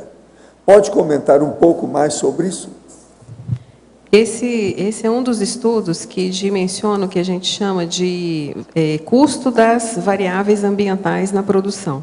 Então, para a gente produzir cana, soja, alimento, tem metro cúbico de solo que foi gasto e tem água que foi gasto. Então, essa água, esse metro cúbico de solo, outros insumos, né, que são colocados, eles passaram a ser estudados sob o ponto de vista da economia ambiental. E aí a grande discussão é que o que um produto custa não deveria ser só o valor da transformação dele, mas deveria incluir o valor do input dos recursos naturais, a água, o solo, né? A vegetação que foi retirada, a geração de gás carbônico. Então, para a gente ter uma ideia, 1 metro cúbico de solo demora em torno de 40 anos, né, Érica, para ser gerado, sob o ponto de vista da matéria orgânica. Então, é incluir no valor do produto também esse valor econômico dos recursos naturais. E aí você tem razão, porque o consumo de água, né, da vaca, ao se alimentar, né, da água que está no alimento dela, é grande, né? Tenho 16 anos e sou espírita há muitos anos. Dentre esses anos, pude ver o quanto os espíritas são fechados para pesquisas e assuntos novos. A questão é que eu tento muitas vezes falar de projeção lúcida e de ideias novas, e o povo não aceita, dizendo que pode ocorrer possessão e muito mais. O senhor acha possível que possa haver uma mudança radical dentro do meio espírita? Que o senhor pode falar sobre isso? Olha, eu sinto muito, você nos seus 16 anos, eu na minha condição de seu bisavô, nos meus 80, sou obrigado a falar, dentro da tarefa do esclarecimento, o seguinte: há exatamente 46 anos eu deixei o movimento espírita, não é 16 anos não, 46, foi em 1966. Eu deixei o movimento espírita porque eu vi que não ia mudar mais nada. E de lá para cá a situação piorou. Hoje eles admitem tudo como sendo uma seita cristã. Não tem mais nada de pesquisa, de ciência, não há mais nada disso. A parte de ciência de Allan Kardec foi para o escambau. Agora, o que é que se passa? Eles hoje já têm até teologia espírita. Então virou apenas uma seita do cristianismo, do J. Cristo. Eles sempre falavam em J. Cristo e falavam em Allan Kardec e das federações. Atualmente o que manda é o J. Cristo. De modo que tira o seu cavalo da chuva. E outra coisa, eles falam sobre possessão, essa coisa toda, porque os guias cegos que movimentam os problemas da mediunidade no movimento espírita, perseguem a pessoa e não quer deixar, porque eles têm isso, o guia cego tem isso no estilo de uma guerra, então não pode perder o soldado. Qualquer um que se mexer e der o contra, ele não é só estigmatizado, não, tem uma coisa muito mais séria, ele é um traidor, é um desertor, que é um soldado que está deixando a guerra. Tudo quanto é seita e religião está brigando uns com os outros. Todas as guerras da história humana nasceram lá, no fundo mesmo, o detonador, aquilo que deu, que desencadeou a guerra, foi alguma coisa de religião. De modo que as religiões vivem brigando entre si, e eu não vejo muita saída para isso, não. Esse foi o motivo que eu deixei há 46 anos o movimento espírita. E olha, a situação de lá piorou, em vez de ter ajudado. Agora, eu fiz o que eu pude para ver se poderia melhorar. Trabalhei lá dentro 28 anos. Só com o Chico Xavier foram 10 anos, praticamente na liderança, na ponta do processo, no front da batalha do movimento espírita. E eu desisti.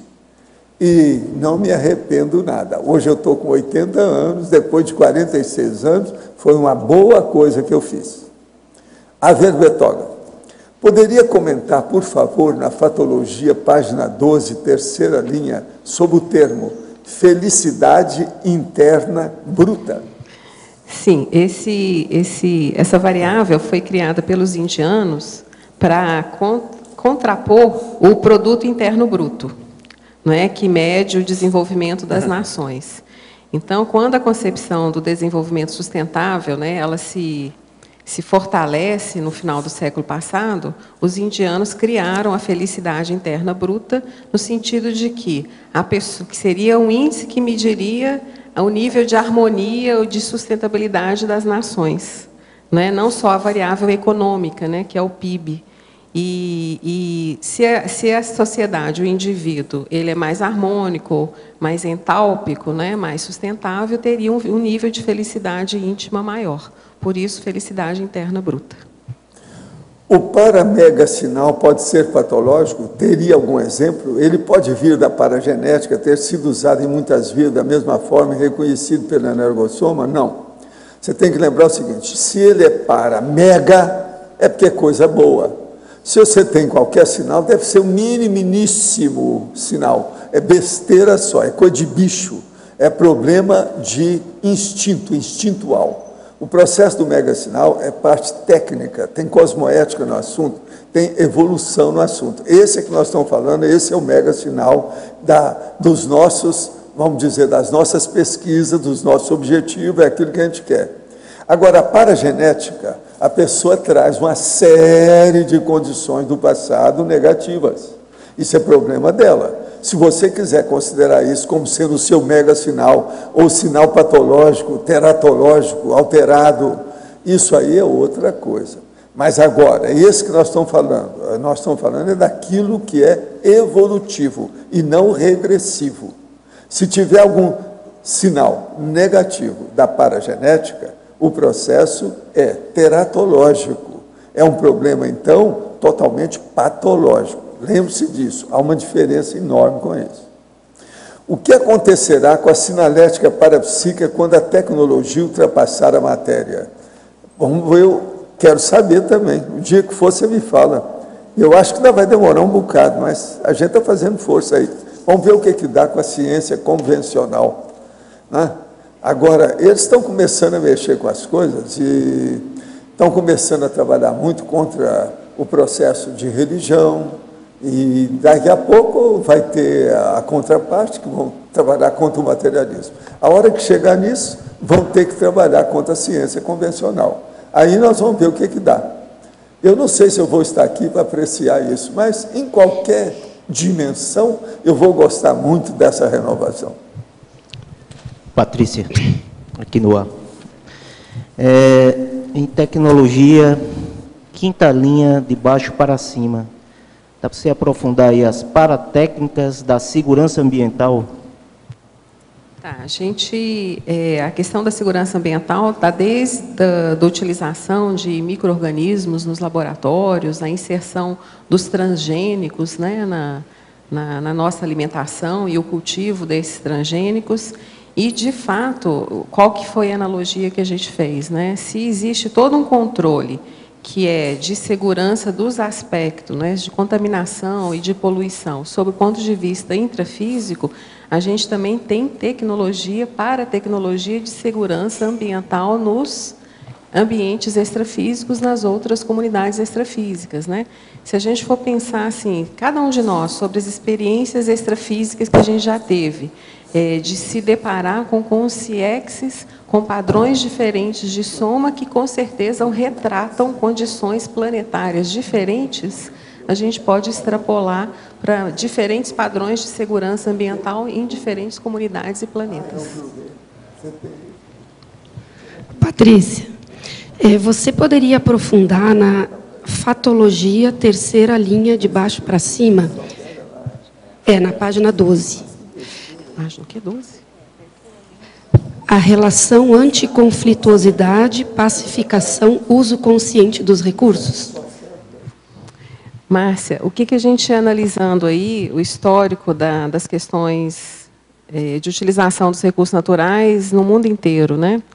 A gente vê uma correlação direta entre guerra e apropriação de recurso natural, entre violência e entropia do ambiente, entre desigualdade social e desigualdade na distribuição dos recursos naturais. Então, quando esse conceito do ecodesenvolvimento, desenvolvimento sustentável aparece também, da justiça social, da proteção ambiental e do crescimento econômico como o tripé do desenvolvimento sustentável, é no sentido da gente poder diminuir o nível de possibilidade de guerra em relação ao controle dos recursos naturais. Porque eu me lembro que na década de 80 falava-se muito no ambiente acadêmico que a terceira guerra seria movida pela apropriação da água. Não é? Então, se nós temos distribuição mais igualitária de recursos naturais, aí eu falo de saneamento, de habitação, de educação, de ambiente com qualidade de vida, a gente diminui o nível de entropia social e de possibilidade de geração de conflitos, né? Essa que é a ideia. E você acha que isso também vale do ponto de vista individual? Eu estava pensando assim, uma pessoa, né, o professor Valdo tem insistido tanto com essa questão da anticonflitividade, né? Também no sentido da gente ter essa postura em relação ao uso dos recursos, com uma pacificação íntima, com a anticonflituosidade, isso também teria uma relação, seria um início de tudo isso. De um comportamento grupal, né? Você estava falando, eu me lembrei de uma cena que eu vi há uns 2 meses atrás, uma grande loja de... como é que a gente fala? Âncora, como é que a gente fala? A Renner. De departamento, isso, americana, fez uma promoção, as pessoas se atropelaram para entrar na loja, né? Então, assim... é o consumo gerando conflito, agressividade, né? Então, é para a gente parar um pouco para pensar nisso, né? A gente pode falar isso em escala planetária? Isso.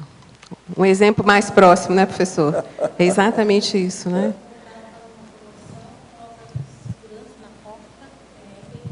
Isso. Fala, Érica. Faz uma promoção qualquer... Aí ela coloca seguranças na porta, fecha a porta e entra um grupo, eles se atacam. Aí sai uma determinada quantidade, eles abrem. Gente, é uma coisa tão irracional. Tem uns que levantam de madrugada para poder fazer fila e atacam. Eles atacam as coisas. E não necessariamente aquilo é tão importante, imagina, se é uma coisa qualquer. É porque não tem nenhuma reflexão em cima do ato do consumo, né? Não. E se precisa ou não precisa daquilo. Mas, dentro dessa linha, Márcia, assim, uma questão que a gente pode falar em relação à riqueza e à diversidade brasileira, né? Se a gente for pensar, a gente tem subsolo rico em minerais, a gente tem água, né? Em comparação com outros países, a gente tem biodiversidade. Então, sob o ponto de vista de recursos naturais, nós temos uma condição aí privilegiada. Mas isso não é para deixar a gente confortável, não. É só para aumentar a nossa responsabilidade em relação à gestão desses recursos, né? O que de fato a gente está fazendo como bom gestor ou mau gestor desses recursos. Patrícia, aqui no B, na fatologia você colocou a saúde ambiental cósmica. O que é que você pensou e por que você colocou cósmica? Porque... uma coisa que a gente pensa, Luziane, assim, à medida que a gente vai ampliando a nossa concepção de saúde e de território, eu vou fazer uma analogia simples. O planeta tem aura, né? Se a aura para de pulsar, tem falta de dinâmica. Se tem falta de dinâmica, tem falta de vida. Então, extrapolando para o cosmo, se a gente tem um cosmo pulsante, a gente está falando em qualidade de vida, né? Eu me lembro de uma projeção, e uma projeção de mental soma, em que eu tive essa clareza, né, assim, de estar no ambiente percebendo toda a condição do cosmo, né, de equilíbrio, mas, ao mesmo tempo, das ondas de pulsação e das ondas mais onda, não de pulso, mas de onda. E isso me veio a ideia da harmonia cósmica. Não é? Quando eu tive essa percepção e pude ampliar aí, por isso essa relação de saúde cósmica também, não é só no nível do holossoma, do território, da cidade, da casa, mas é do planeta e do cosmos também. Aí eu queria até sugerir que na sua taxologia, que você fala em várias poluições, tem a poluição espacial, né? A questão do lixo. Sim, espacial. você tem razão. De repente, como você chamou atenção para a questão cósmica, né? Não sei se valia a pena incluir. Sim, se a gente for pensar, é um nível de lixo hoje que está crescendo astronomicamente, né? Na estratosfera. No DAC, em taxologia, página 38, poderia explicar um item 01, aragem refrescantes? Olha, o problema todo é o seguinte: o processo aí os efeitos físicos das energias, ou seja, da ectoplasmia.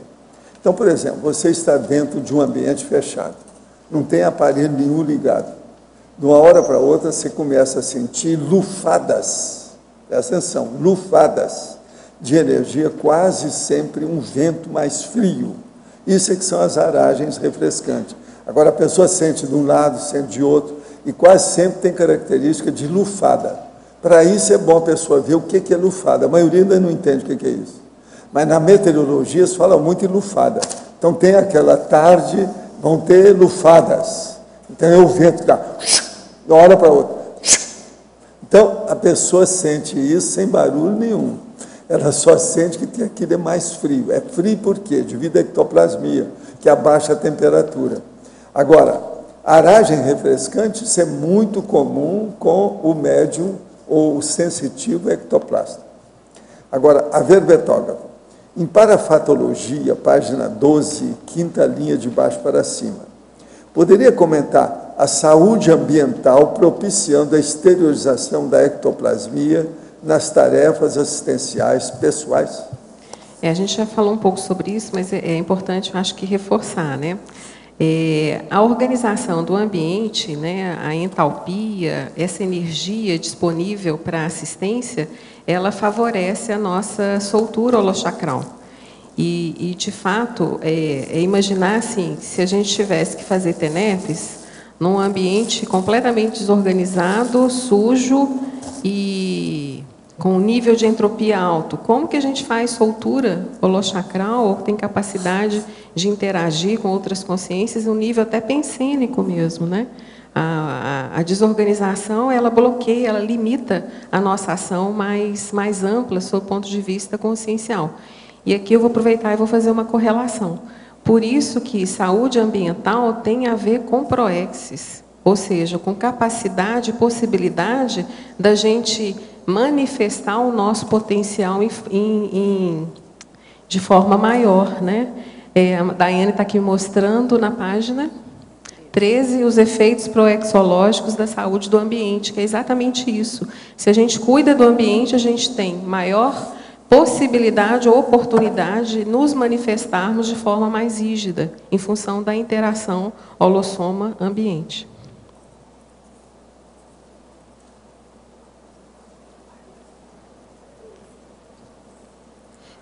Eu tenho uma dúvida na relação ao descarte de alguns lixos, porque onde eu moro tem descarte de lixo orgânico e reciclável. Só que eu sempre fico na dúvida no descarte de vidro. Você podia falar qual seria a melhor forma de descartar vidro? O vidro, Bárbara, é o problema, né? Porque o valor material dele na reciclagem para os catadores ele é muito pequeno e ele ocupa grande volume e peso. E é risco, né? Então a gente tem casos mesmo do pessoal que trabalha na coleta de resíduos no município e também faz coleta seletiva de acidente. Então, quando a gente descarta vidro, a gente deve, se o vidro estiver quebrado, a gente deve envolvê-lo em jornal, para evitar que essas pessoas se machuquem, né? E o vidro ele é reciclado desde que ele esteja limpo. Né? Se a gente joga da mesma forma que a garrafa plástica, se a gente jogá-la com resíduo orgânico, a gente está dificultando aí a reciclagem e a pós-venda desse material pelos agentes ambientais. Agora, de fato, Foz, se a gente for pensar, só em Cascavel que a gente tem usina transformadora de vidro, né? Porque o custo operacional, o volume de vidro para você gerar outro vidro é muito grande. Então, o nível de rentabilidade das usinas aí não é muito alto, né? Patrícia, aqui. E em relação à areia do gato, aquela areia sanitária de gato, aquilo é altamente poluente, né? Como que a gente faz assim? Vai para o lixão? Aquilo é resíduo orgânico contaminado, né? Então, ele deve ser descartado para ser levado como rejeito, não é? Vai para o nosso aterro sanitário. Mas aquilo, assim, a longo prazo, misturado com plástico, a impressão que eu tenho é que não decompõe nunca, aquilo vira uma rocha. Mas você está falando que você manda isso como rejeito. Eu mando pro rejeito. Mas e aí a questão é que ele vira uma argila, né? Ela não dissolve. E isso, de fato, a melhor disposição final é ir para o aterro sanitário mesmo. Não é? A gente tem assim, alguns locais no Brasil que tem muito lixão ainda. E o problema desse tipo de resíduo é a contaminação do solo e depois da água, né? Pela percolação. Então, de fato, a nossa melhor estratégia, né, para quem tem animal doméstico é rejeito, né? Mas, por exemplo, esse tipo de areia, se ela é misturada com terra, com bastante terra, porque eu não entendo, tá? Mas assim, eu sei que a terra tem um percentual de argila. Aquilo é argila, então ela foi retirada de um outro local, né? Então, se a gente fizesse, não teria um processo de tratar aquilo? O que você tem que pensar é que as fezes, elas estão contaminadas. Existe bactéria no nível do trato intestinal dos animais. E na hora que eles ou a gente defeca, a gente está eliminando também agente contaminante, né? Ou vermes, ou qualquer outro tipo de contaminação. Por isso que essa possibilidade de segurança de misturar em mais terra, o meu sentido de precaução, eu diria que não. Mas deixa a Érica falar, que ela é mais especialista que eu. Não. Solo é considerado um atenuador de poluição, mas ele tem uma capacidade até onde ele consegue fazer isso, que é o que a Patrícia está tentando, então, esclarecer. Que não adianta, o volume hoje que tem de animais domésticos é enorme. Ele também vai viver muitos anos, se tiverem com boa saúde. E a questão é que cada vez mais as pessoas estão transferindo questões afetivas para animais e cresce muito o número de animais por doméstica, por casas e por pessoas. Então, per capita, há um desequilíbrio ambiental de pombo, de gato, de tantas coisas assim. Então, as pessoas também têm que começar a refletir o quanto que isso impacta. E a indústria, né? Tem a indústria que isso é altamente lucrativo. Como tem uma indústria então tem todo um processo. Tem uma indústria de pessoas com questões afetivas direcionadas para não a maternidade tanto, mas também tanto para animais. Uma substituição está acontecendo e a gente verifica isso nas pessoas. Me parece, né? Pode ser que eu esteja enganada, mas me parece isso. Isso então, a tendência ainda é piorar. Mas ficou claro, Eliane, que a possibilidade para você descontaminar o volume de resíduo, de rejeito, né, orgânico, num metro cúbico de terra, é muita terra. Muito complicado.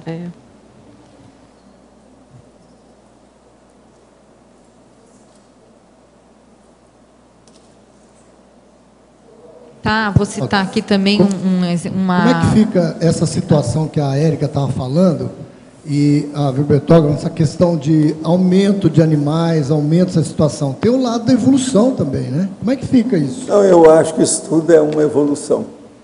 Pelo seguinte, muitos dos, vamos dizer, princípios conscienciais sub-humanos menos evoluídos desapareceram. Estão ficando esses que têm mais contato com a personalidade humana. Isso é muito positivo, isso é evolutivo. Nós temos que lembrar o seguinte, não são só as espécimes que estão desaparecendo, existem também as consciências que estão indo para outro planeta. Então, veja bem, isso tudo faz parte, eu acho, da Reudex. Por isso que eu falo muito aqui em gato, animal doméstico, nós precisamos de viver com isso tudo. Eu estou falando... Outra coisa, vai chegar um ponto que você tem que fazer um planejamento familiar, nós não vamos poder parir os outros mais nesse planeta. Aqui não vai ter ambiente para isso. Então vai ter que ir para outro planeta. Isso também vai criar problema. Aí vem o negócio da astronáutica com essa história toda. Por enquanto, nós estamos apenas com ideias teóricas sobre o assunto. É tudo elucubrações. É preciso ainda de vivenciar muito isso tudo. Agora, os bobocas por aí estão tentando ver se vão dar um jeito de trazer à vida os dinossauros. Estão tentando ver se faz isso. Quer dizer, é uma regressão, é besteira. Esses devem ir tudo lá para o Cro-Magnon. Já tem lá. Porque lá já tem tudo vivo, autêntico.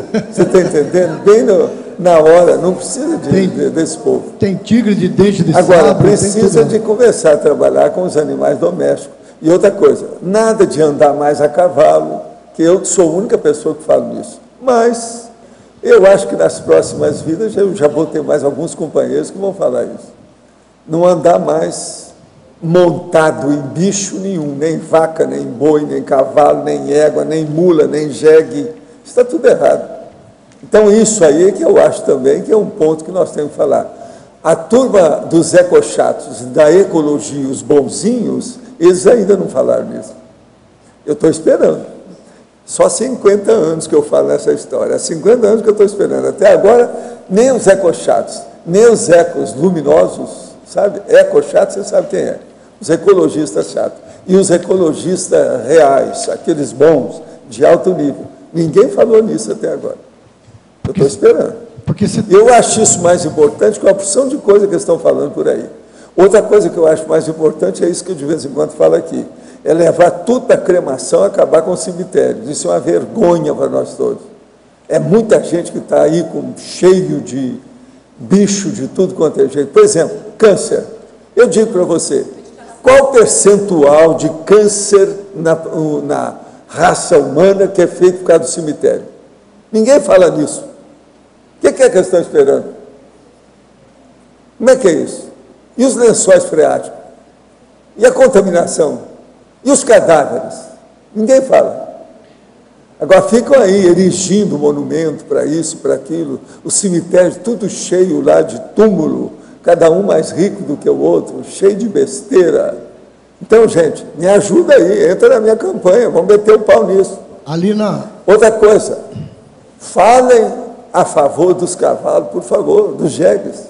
Ali na península de Yucatán, no México, dizem lá que os maias morreram devido a isso. Não, mas aquilo eles morreram por causa dessas coisas. Porque eles jogavam os cadáveres. Mas lá é um dos lugares do ambiente mais pesado que tem na América inteira. Eles jogavam os cadáveres num poço e daí contaminou todo o lençol freático, porque eles pegavam água no outro. Mas aí está do mesmo jeito. Por exemplo, aqui tem um hotel perto do cemitério.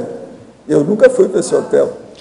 Dizimou a população toda lá dos mares. Eu não sei o que acontece com a água lá, o que é que tem. Se eles têm poço artesiano, como é que fica nisso? Mas, é um professor, problemão isso aí. Tem uma notícia boa. Até, como é que você vai confiar também nos departamentos de água com esse negócio todo? Então, tem cidade aí que tem departamento de água perto do cemitério. O que adianta isso? Tem uma questão, o senhor falou dos cavalos, né?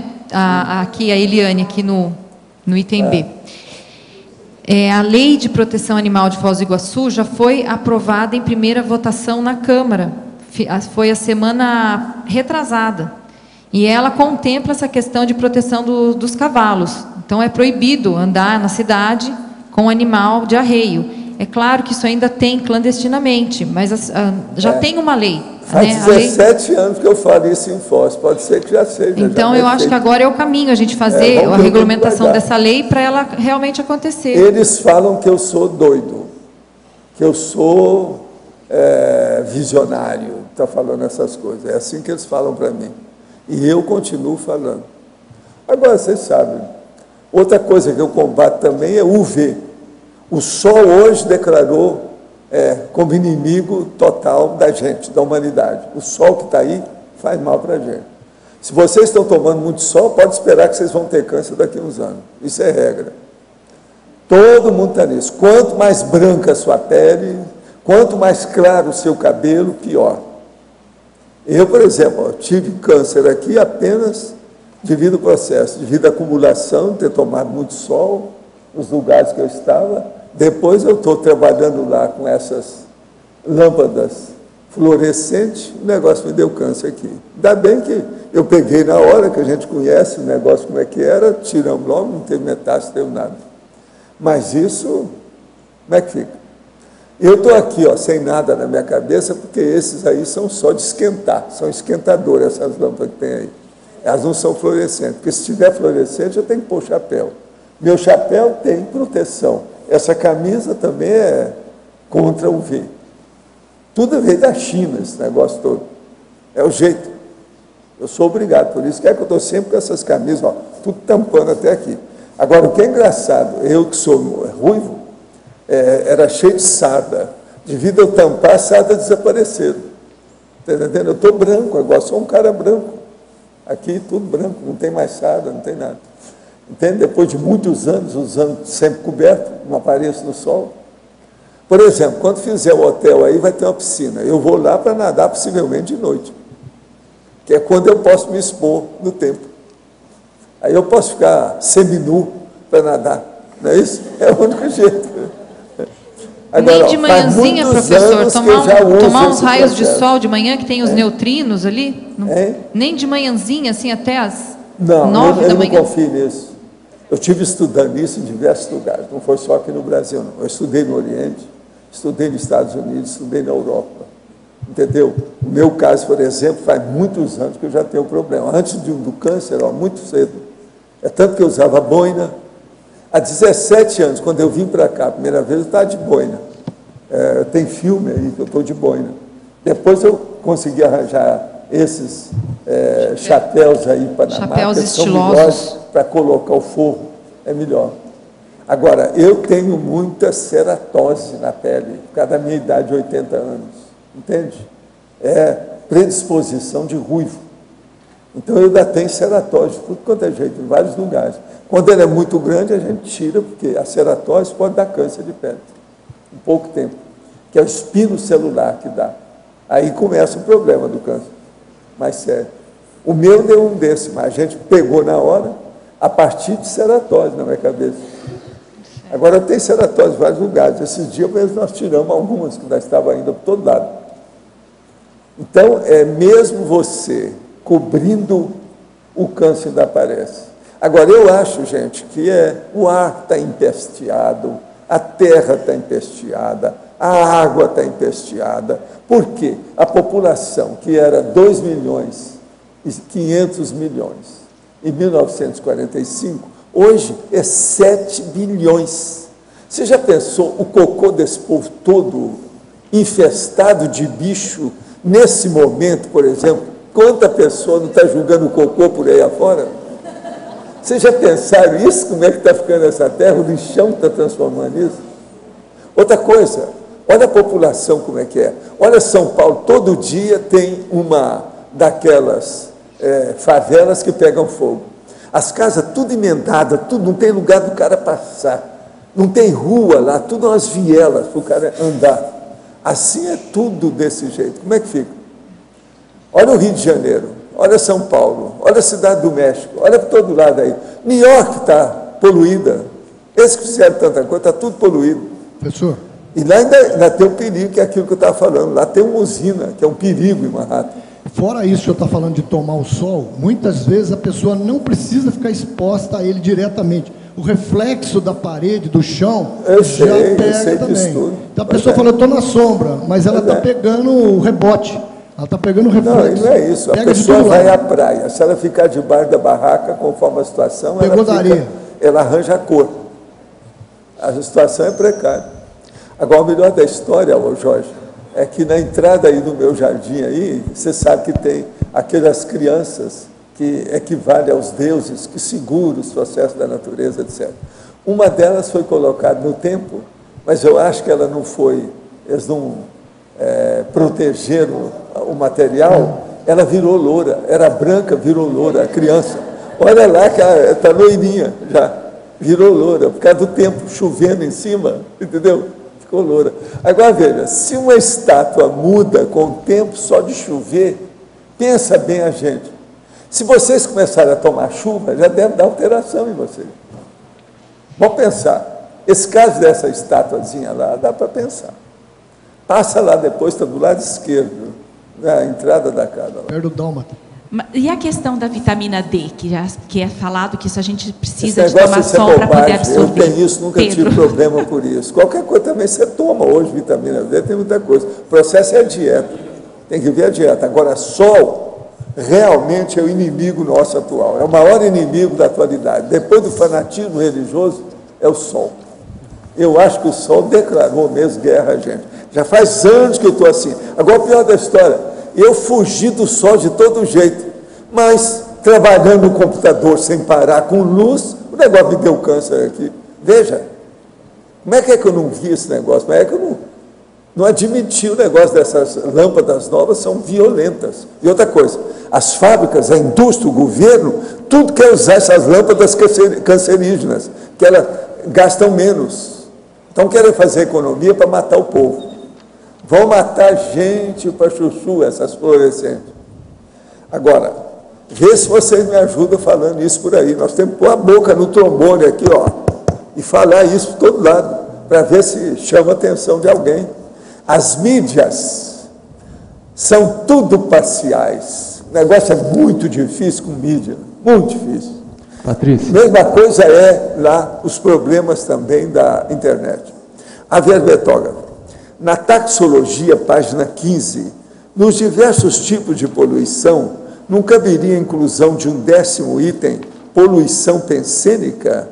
Não seria relevante, sendo ao mesmo tempo causa e consequência dos demais tipos de poluição? Com certeza, né? A gente fala da questão pensênica em vários momentos do verbete, mas é uma boa sugestão, tanto a poluição cósmica quanto a pensênica, para a gente inserir. Professor, estou lendo agora o livro tibetano dos mortos e fiquei um pouco impressionada com o que acontece logo após a morte. Vi também os filmes do YouTube que complementaram a leitura. Percebi que eu tinha uma lacuna de conhecimento nesse assunto, pois não sabia exatamente o que acontecia ao espírito logo que ele se desprende do corpo. É como se fosse um quebra-cabeça, lemos um livro, vemos um filme e não conseguimos ter uma visão completa do que realmente acontece. O senhor pode me dizer como seria essa primeira experiência logo após a morte na visão da conscienciologia? Pelo que li, nem todos conseguem perceber os mentores familiares. Não, companheiro, não existe nada disso. Você tem que estudar. Pega aí a enciclopédia da conscienciologia, que nós estudamos o que é isso. Existe a dessoma e existe a segunda dessoma. E tem um livro meu que chama Projeciologia, que eu explico todas essas etapas do processo do choque biológico, da desativação do corpo humano.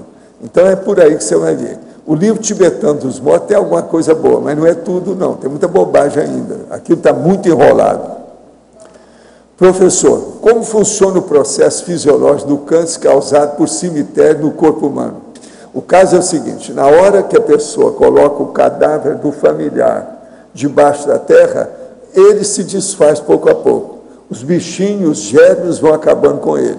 Agora aquilo se infiltra na terra. Está cheio de bicho, de germe, do diabo a quatro, tudo que tem ali.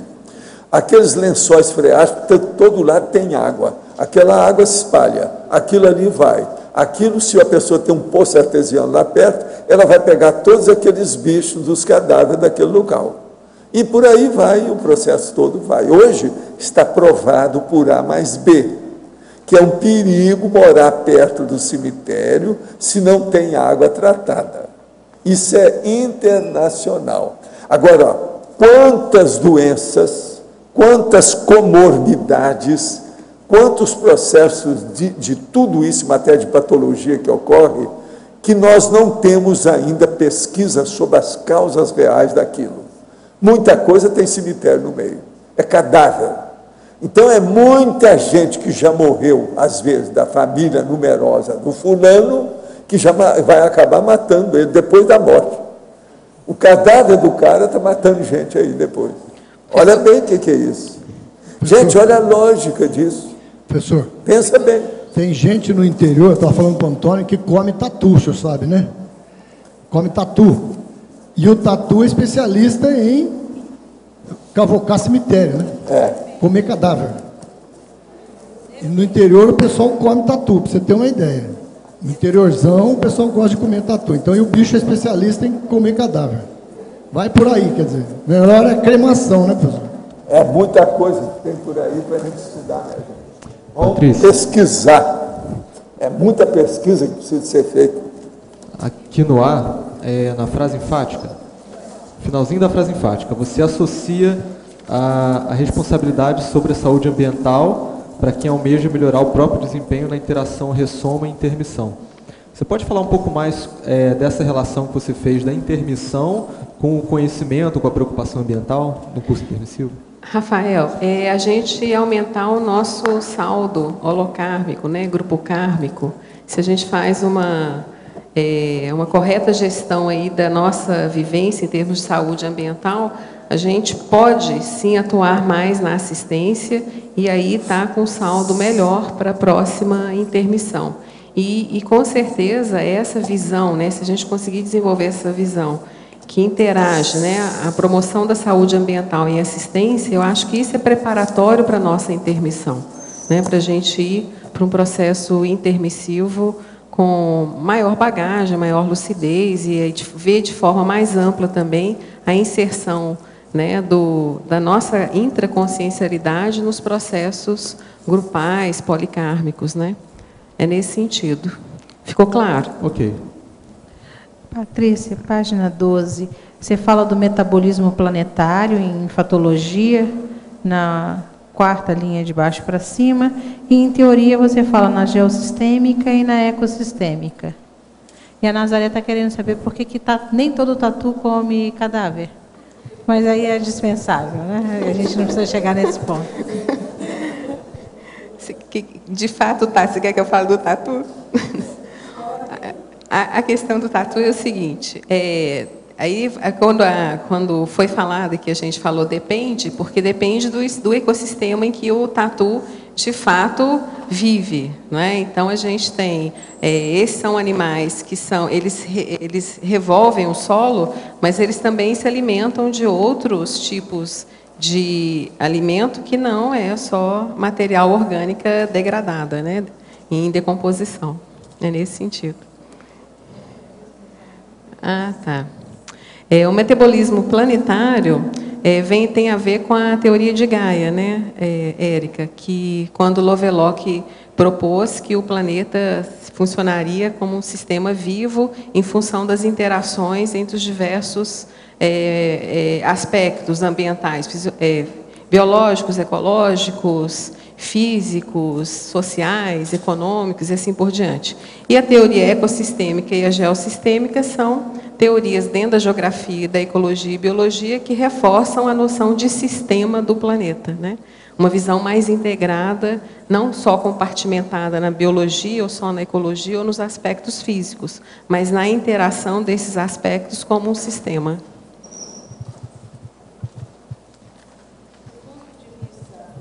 Do ponto de vista prático, vários de nós estão fazendo suas residências aqui, na Cognópolis. Você teria alguma sugestão? Porque muitas vezes, depois que a pessoa está construindo, às vezes ela chama a gente posteriormente para cuidar de questões ambientais.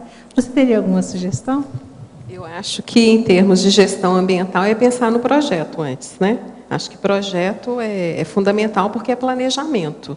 E hoje a gente tem técnicas construtivas de edificações. A gente tem o exemplo do Celso Onishi, né, na CCCI, e que, de fato, ele conseguiu implantar algumas tecnologias mais sustentáveis. E hoje a gente tem tecnologia para gerenciar as obras de forma mais sustentáveis. Mas a visão do arquiteto e a visão do engenheiro, aí, nesse caso, são fundamentais, né? Aí a gente sabe que tem arquitetos e engenheiros que não compartilham dessa visão de gestão de obras do ponto de vista mais sustentável e nem da edificação mais sustentável. Aí começa pela escolha do arquiteto e do engenheiro, né?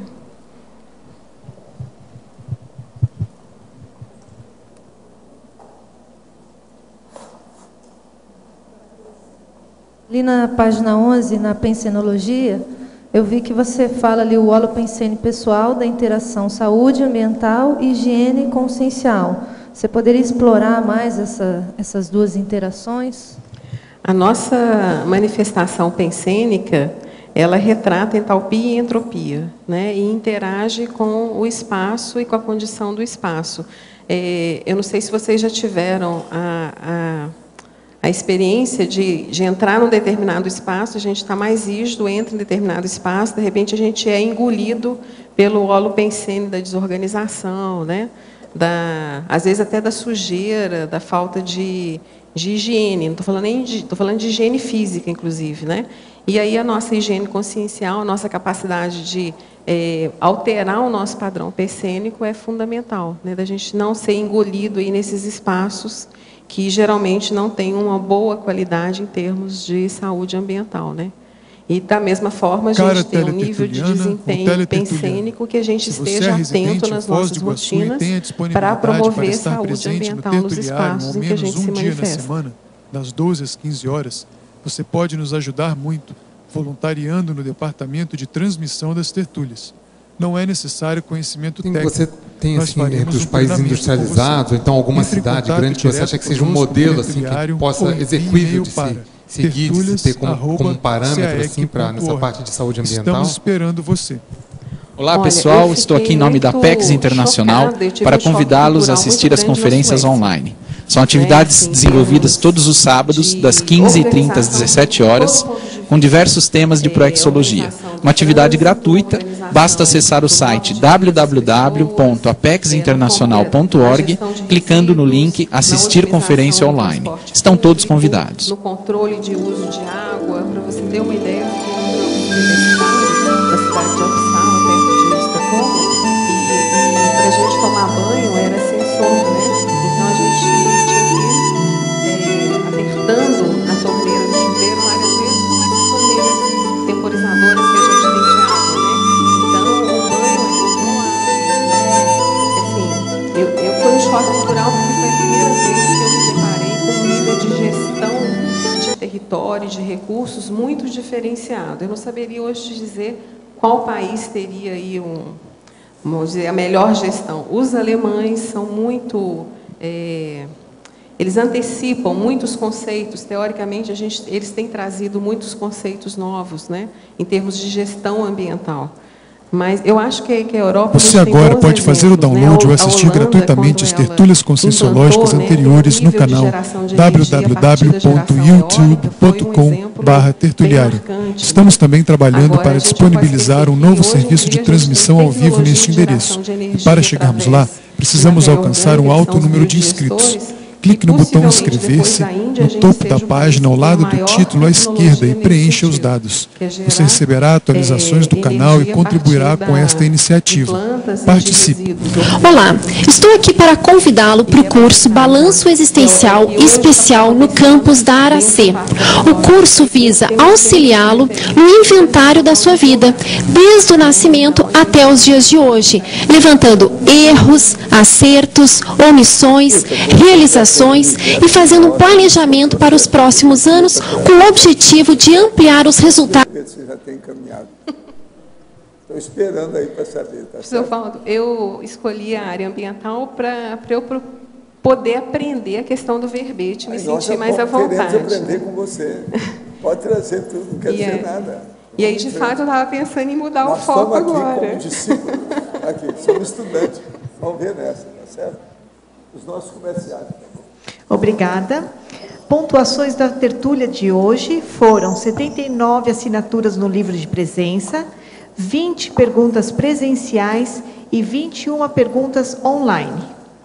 Os recados de hoje serão da Melícia e Cíntia sobre o curso Superando o Medo da Morte, a Bárbara com o curso 40 Manobras Energéticas e a Daniela sobre o Colégio Invisível da Dessomatologia. Antes, a Socorro falará sobre os amigos da enciclopédia. Obrigada. Olá, pessoal. A Enciclopédia da Conscienciologia é um mega empreendimento da comunidade conscienciológica Cosmoética Internacional. O programa Amigos da Enciclopédia é a base da sustentação financeira da produção da enciclopédia e mantém as estruturas de produção da nossa mega GESCOM grupal, que são o Holociclo, Holoteca e o Tertuliário. Para isso, convidamos a todos os tertulianos e teletertulianos a se tornarem amigos da enciclopédia ou os que já são a renovarem a sua assinatura, ligando para o CAEC, telefone 45 3525 2652, 3525 2652, ou para quem está em Foz, basta se dirigir à recepção do CAEC e efetivar a sua adesão. Muito obrigada. Boa tarde a todos. Aproveitando o holopensene proposto pelo Colégio Invisível de Dessomatologia, nós do IPC gostaríamos de convidar você para participar de 2 eventos com o tema Superando o Medo da Morte, que acontecerá na semana que vem. O primeiro evento é uma palestra gratuita, dia 8 de novembro, quinta-feira, das 7 da noite às 9 horas da noite. O segundo evento é o curso com o nome Superando o Medo da Morte, no domingo, dia 11 de novembro, à tarde, com duração de 5 horas. Para mais informações e para a sua inscrição, o telefone 45 2102 1448, IPC Foz do Iguaçu.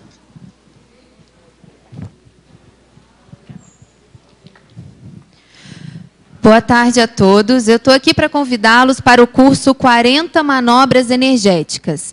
A CIP promoverá mais uma edição do curso, que são 4 dias de prática com o professor Mário Oliveira. O curso ocorrerá agora nesse feriado do dia 15 de novembro, do dia 15 a 18 de novembro. Mas para quem não conseguir vir a Foz e deseja fazer o curso, também ocorrerá uma outra turma no dia 27 a 30 de dezembro. As inscrições com 30 dias de antecedência são mais baratas, então os interessados interessados no curso de dezembro já podem fazer a inscrição antecipada. E esse também para o curso agora do feriado, no discernimento aqui em Foz do Iguaçu. Esperamos todos vocês lá. Obrigada.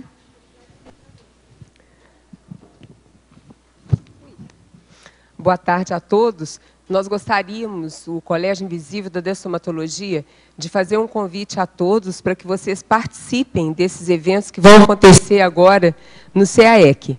Esses eventos do Colégio Invisível aqui no CAEC é apenas um pedacinho do projeto Vida Saudável e Dessoma Feliz, porque a gente até agradece aqui todas as instituições conscienciocêntricas e colégios invisíveis que agregaram nos seus trabalhos a dessomatologia para a gente poder desmistificar essa questão da morte. Então, nós convidamos vocês para que vocês participem.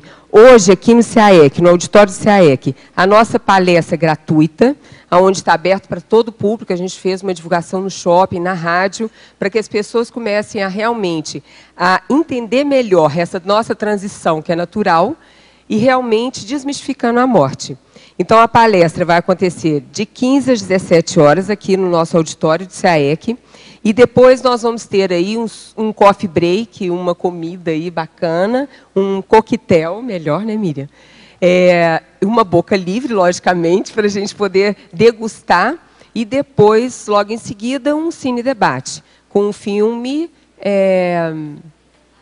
Além da Vida, tá ok? Então, estão todos convidados, e depois nós vamos ter também, no domingo, a condição de um livro-debate, onde a gente vai estar debatendo o livro Claro como Dia. Todas as temáticas para a gente trazer o nosso Mater Pensene, compreendendo a dessoma, desmistificando a morte. Estão todos convidados. Contribuam com esse contraponto interassistencial com a nossa sociedade, que ainda está sofrendo muito por não saber o assunto sobre dessoma. Tá ok? Então, boa tarde, obrigada. Obrigada, Daniela. O verbete de amanhã é Desordem Familiar, da especialidade Interprisiologia, da autora professora Rosana Reis. Boa tarde a todos e obrigada.